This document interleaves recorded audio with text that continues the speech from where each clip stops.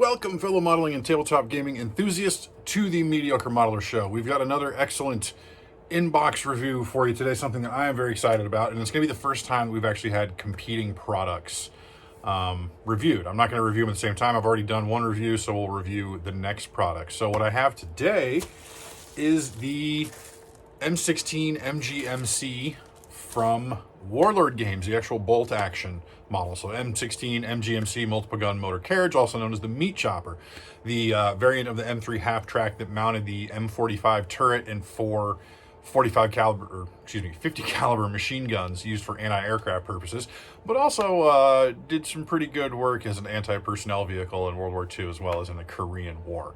So I recently purchased this kit from Kick-Ass Wargaming. Just received it today. They're in a contiguous state, so it doesn't take long to get here. So that's pretty cool. I've just taken a brief look at it so far, so once we get into some of the small parts, it'll be the first time I'm really seeing them in detail, so we can kind of compare and contrast with the Company B Models kit just a little bit.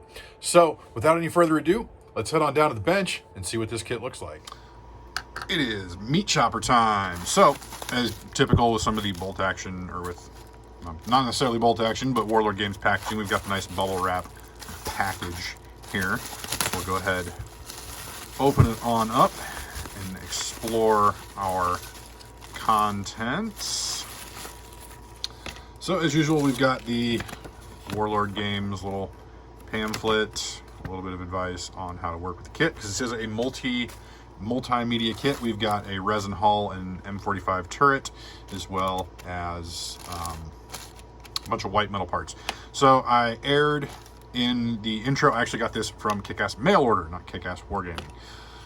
So we'll start with the big old chunk of resin here, the chassis of our M3 half track. Details are definitely pretty solid. There's definitely a lot of detail there. A few little spots where it looks like the mold might be getting a little bit old, but I mean, detail's still pretty crisp. There's not too many spots of mold slippage. I don't see any real thin spots. A few spots that need to be cleaned up, a few passes with a knife. About the worst that I've noticed is up here, at the,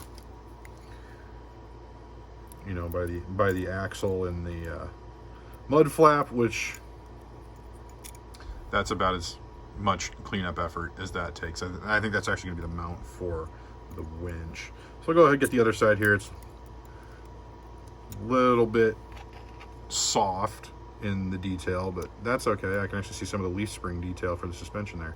That's kind of crazy, but that's all going to be covered by a winch. We even got the little handles for the engine. Wow, that's actually kind of impressive. A few little spots here where there's some voids. Oh no, that's on both sides. A few spots to clean up. Anyways, I think that looks pretty good. Plenty of detail, lots of extra ammo cans. I just gotta be careful I don't stab myself with a knife. A certainly workable crew compartment up front. I could definitely find a figure to put in there if it doesn't already have one. It doesn't. Spoiler alert, I can already tell you that. So here's our M45 turret. Got a nice front. I like that it's all one piece.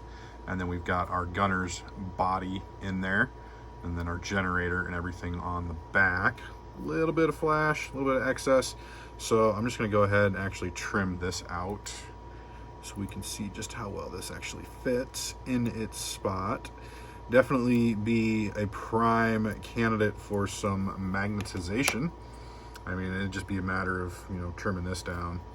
And you've definitely got plenty of real estate in there to actually drill and install a magnet, but that looks pretty good. Definitely be a lot more stable, I think, once we get a magnet in there. All right, so now let's get into our white metal bits. And of course, we always start with the packed by Vass or Rock, ROK. I've just started collecting these. I've been opening so much Warlord stuff lately. I've just kept a collection of them. But this will stay with it until I actually build the kit. So let's get all of our parts out of here. This is my first time actually getting all of the parts out of the bag, just to inspect, make sure everything is there. Kind of separate things out. Got quite a few pieces here, and I'm very glad to see that the gun barrels for my 50s are intact. Ooh, lots of small parts too. All right. As usual, it does not come with instructions, so visit the Warlord Games website for the complete assembly instructions. So that's kind of all of our parts there. So obviously big parts, we've got the tracks. Pretty substantial. I like that they've got the sag built into the tracks, even though these were just a solid rubber band track, essentially didn't have the segmented pieces like you would on an M4 or M18, M24, whatever you may have. Looked pretty good. I'm definitely gonna have to research and look and see where this tensioner spring is supposed to go to know which way is front, which way is back. Pretty hefty ledge to fit into the slot here. I'm just gonna assume that it probably goes at the back, but I don't actually know. It doesn't fit particularly positively, and then it does kind of, I mean, that actually looks fairly level. That also seems really high off the ground. I don't know. We'll check out the directions and see just how that's supposed to go. So that's our tracks for our half track. We've got what looks like possible options for our front view screen, but yeah, it'll go up there. And we've got the sides all folded up, which I think was another difference from the Company B kit, is these pieces here were separate. We've got our winch up on the front, and again, not entirely sure which way is forward, which way is back, but that's going to mount up on here in some fashion. We've got extra 50 cal. These are probably actually the ones that are going to feed into our machine guns. Looks like we've got headlamps and guards. Nice fiddly tiny pieces there. Got 2 of those. We've got a sprue of what looks to be possibly seat backs. I think there's 5 of them total. The crew seat backs.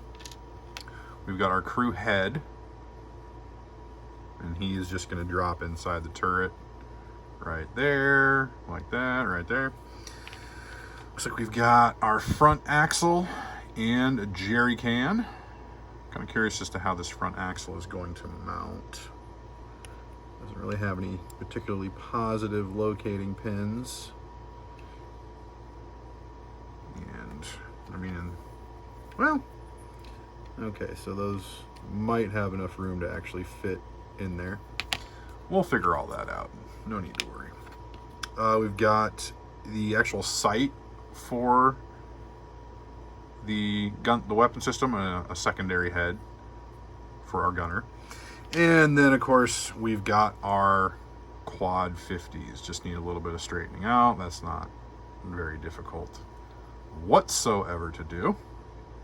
So, I mean, getting them perfectly straight, yeah, that ends up being a bit of a challenge in the end. But those all look pretty good. I think we've got probably some mounting tabs for our 50 cals.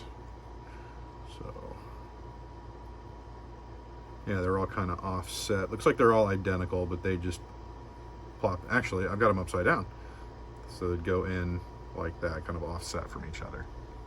So, yeah, it's probably going to be a fairly interesting build, just getting all of this piece together, but it shouldn't be too bad. I'm definitely looking forward to this. It'll be a fun piece to have, even just for a little display piece.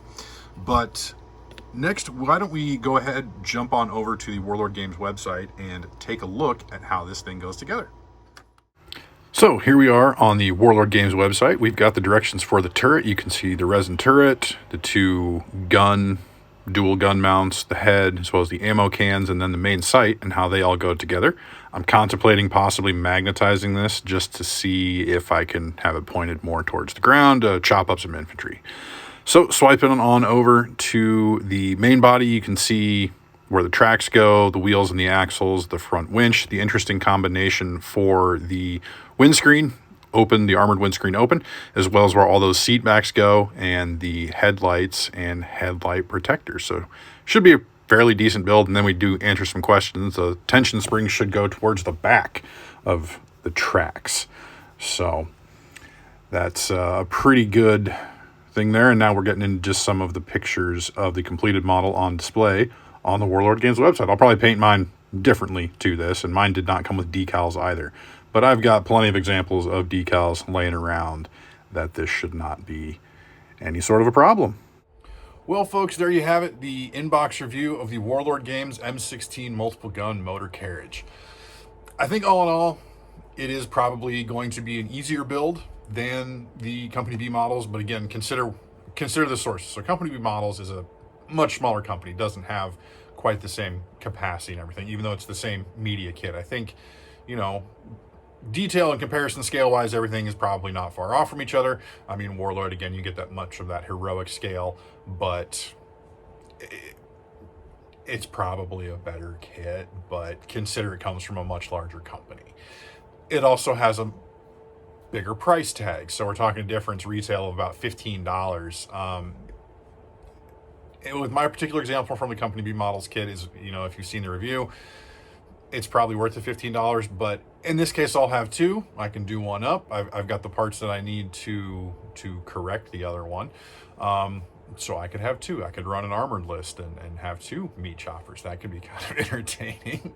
Probably not very effective, but could be entertaining. So this one's definitely going to be something that we'll have a build review on. I think it's going to be interesting to see how it goes together. And yeah, it should be pretty cool. One minor thing, as you may have noticed, this doesn't actually come with a driver figure. It just comes with the crew figure in the turret. I could probably scratch something, you know, take another figure, modify it to fit. That is a little bit disappointing. I like having the figures in the kit. It kind of gives it just a little bit more life, but it is what it is. That's why we have bits boxes. That's why we keep all of the spare parts off of our sprues. So with that, I hope you folks enjoyed this review. It was definitely fun to do. I've been looking forward to getting this kit for a very long time. I hemmed and hawed on it for the better part of a month before finally ordering it. So if you were looking to get one, now you know what's in the kit. So thank you folks very much for watching. So if you feel so inclined, please like, comment, and subscribe. So until next time, folks, may your paints be thin, your brushes be pointy, and your dice be hot.